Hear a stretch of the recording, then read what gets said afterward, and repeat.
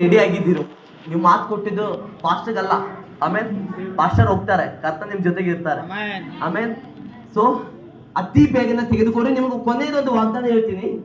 ಆಮೇಲೆ ಈ ಸಭೆಗೆ ಅದೇ ರೀತಿ ನೀವು ಅನೇಕ ಸಾರಿ ವಾಗ್ದಾನಗಳು ತೆಗೆದುಕೊಂಡಿದ್ದೀರಾ.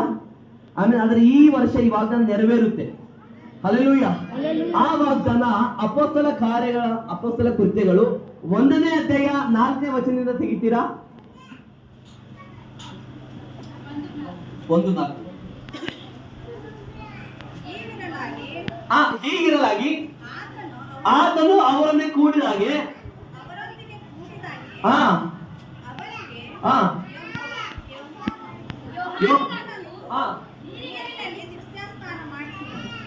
ಹೀಗಿರಲಾಗಿ ಆತನು ಅವರೊಂದಿಗೆ ಕೂಡಿದ್ದಾಗೆ ಅವರಿಗೆ ಯೋಹಾನನಂತೂ ನೀರಿನಲ್ಲಿ ದೀಕ್ಷಾಸ್ನಾನ ಮಾಡಿಸಿದನು.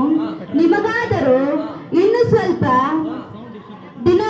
ದಿವಸಗಳ ಒಳಗಾಗಿ ಪವಿತ್ರಾತ್ಮದಲ್ಲಿ ಸ್ನಾನವಾಗುವುದು. Amen, amen. ಆದ ಕಾರಣ ನೀವು ಯೆರೂಸಲೇಮನ್ನು ಬಿಟ್ಟು ಹೋಗದೆ ತಂದೆ ಮಾಡಿದಂತ ನೀವು ನನ್ನಿಂದ ಕೇಳದಂತ ವಾಗ್ದಾನಕ್ಕೆ ಕಾದುಕೊಂಡಿರಿ. ಆಮೆನ್. ಆ ವಾಗ್ದಾನ ನೀವು ಯೋಹಾನ ನಂತರ ನೀರಿನಲ್ಲಿ ನಿಮಗೆ ದೀಕ್ಷಾಸ್ನಾನ ಕೊಟ್ಟ, ಆದರೆ ನಾನು ನಿಮಗೆ ಎತ್ತರಿಂದ ಪವಿತ್ರಾತ್ಮದಲ್ಲಿ.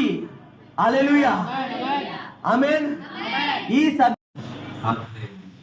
ಈ ಗಳಿಗೆ ಈ ದಿನ ಮತ್ತೆ ನಾವು ಬರಬೇಕಂದ್ರೆ 1 ವರ್ಷ ಕಾಯ್ಬೇಕಾಗಿರೋದ್ರಿಂದ ಆ 1 ವರ್ಷದ ಸಮಯದಲ್ಲಿ ಯಾರ್ಯಾರು ಏನೇನಾಗ್ತಿರುತ್ತೆ ನಮ್ಗೆ ಗೊತ್ತಿಲ್ಲ. ಆದರೆ ಎಲ್ಲರೂ ಜೀವನದಿಂದ ಉಳಿದು ಸಮೃದ್ಧಿಯಾಗಿ ದೇವರ ನಾಮ ಮಹಿಮೆಗೋಸ್ಕರ ಬದುಕ್ತೀವಿ ನಂಬಿಕೆ ನನಗೆ. ಅಂದ್ರೆ ಒಂದು ಸಾಕ್ಷಿ ಇದೆ. ಅದೇನಪ್ಪ ಅಂದ್ರೆ ದೇವರ ವಾಕ್ಯ ಹೇಳುತ್ತದೆ, ಜಜ್ಜಿ ಹೋದ ದಂಟು ಅದನ್ನು ಮುರಿದು ಹಾಕಂಗಿಲ್ಲ, ಮತ್ತೆ ಕಳೆಗಂದಿದ ದೀಪವನ್ನು ಅದನ್ನು ನಂಬಿಸುವುದಿಲ್ಲ. ಅಂದ್ರೆ ಒಂದು ಹಾಡು ಬರೆದೆ ನಾನು, ಹೇಗಂತಂದ್ರೆ ಹೇಗಂದ್ರೆ ಜಜ್ಜಿದ ದಂಟನ್ನು ಮುರಿದಾಕದೆ ಕಳೆಗಂದಿದ ದೀಪ ನಂದಿಸಲಿ, ನೀರೇ ನೀರೇ ಉರಿಯುವಂತೆ ಮಾಡಿರಿ. ಯಾಕೆ ಮಾತು ಹೇಳ್ತಾ ಇದ್ದು ಅಂದ್ರೆ, ನಮ್ಮ ಪಾಸ್ಟರ್ ಮತ್ತೆ ನನಗ ಒಳ್ಳೆ ಸ್ನೇಹಿತ. ಸ್ವಲ್ಪ ವರ್ಷಗಳ ಹಿಂದೆ ಈ ಗೆಳೆಯ ನೋಡ್ಬೇಕಾದ್ರೆ ಜೀವ ಮರಣದ ಮಧ್ಯದಲ್ಲಿ ಹೋರಾಡ್ತಾ ಇದ್ದ. ಅವ್ರ ಕುಟುಂಬದವರು ಇಲ್ಲಿದ್ದಾರೆ. ನಾನು ಕಣ್ತುಂಬ ನೋಡಿದ್ದೀನಿ. ಒಂದು ದಿನ ರೈಲ್ವೆ ಸ್ಟೇಷನ್ ಅಲ್ಲಿ ನಾನು ಚೆನ್ನೈಗೆ ಹೋಗ್ಬೇಕಾಗಿತ್ತು. ರಾತ್ರಿ ನೋಡ್ತೀನಿ ತಲೆಗೆಲ್ಲ ಬಟ್ಟೆ ಕಟ್ಕೊಂಡು ಸಣ್ಣಗೆ ಮುಖ ಇಷ್ಟೇ ಆಗಿದೆ. ಇನ್ನೇನು ಬಹಳಷ್ಟು ಜನರ ಎಣಿಕೆಯಲ್ಲಿ ಜೋಶ್ವ ಇಲ್ಲ, ಆದ್ರೆ ದೇವರ ಎಣಿಕೆಯಲ್ಲಿ ಜೋಶ್ವ ಇದ್ದಾನೆ. ಅದಕ್ಕೆ ನನ್ನ ಹಾಗೆ ಹಾಡಿದ ಹಾಡು ಏನು ಸೂಚಿಸ್ತದೆ ಅಂತಂದ್ರೆ, ಆತನ ಉರಿಯುವಂತೆ ಮಾಡಿದ್ದಾನೆ. ಹಾಗಾಗಿ ಆರಿ ಹೋಗುವಂತ ದೀಪವನ್ನು ಆತನ ಏನ್ ಮಾಡಿದ ಅಂತಂದ್ರೆ, ಆರಿ ಹೋಗುವುದಕ್ಕೆ ಬಿಡದೆ ಅದನ್ನು ಉರಿಯುವಂತೆ ಮಾಡಿದ್ದಾನೆ.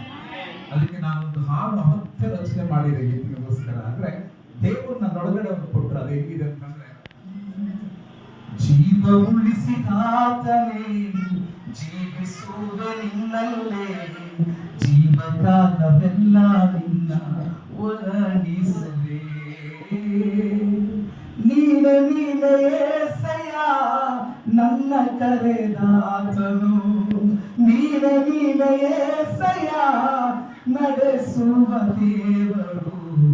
ಜೀವ ಉಳಿಸಿದಾತನೇ ಜೀವಿಸುವುದು ನಿನಗಾಗಿ, ಜೀವಕಾಲವೆಲ್ಲ ನಿನ್ನ ಒಲಗಿಸುವೆ.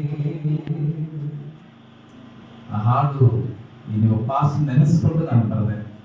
ಯಾಕಂದ್ರೆ ಇವತ್ತು ಒಂದು ವೇಳೆ ಆ ದಿನ ಏನಾದ್ರ ನಮ್ಮನ್ನೆಲ್ಲ ಪಾಸ್ ಬಿಟ್ಟೋಗಿದ್ರೆ ಇವತ್ತು ಇಷ್ಟು ದೊಡ್ಡ ಸಭೆ ಇರ್ತಾ ಇರಲಿಲ್ಲ.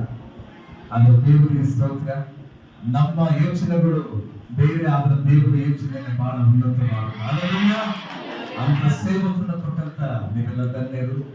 ಅವರು ಇವತ್ತು ಆರೋಗ್ಯವಾಗಿದ್ದು, ಎಷ್ಟು ದೇವರ ಮಕ್ಕಳಿಗೆ ಸೇವಕನಾಗಿದ್ದು ನಡೆಸ್ತಾ ಇದ್ದಾರೆ ಅಂದ್ರೆ ದೇವರು ದೊಡ್ಡವರು ಆಗಿರೋದ್ರಿಂದ ಅವರಿಗೆ ಒಂದು ಸಣ್ಣ ಒಂದು ಸನ್ಮಾನ ನಾವು ಈ ಸಭೆಯ ಪರವಾಗಿ ನನ್ನ ಸ್ನೇಹಿತರಿಂದ ನಾನು यहोवा राजा है सामर्थ से भरा अनादि परमेश्वर वो ना टलेगा यहोवा राजा है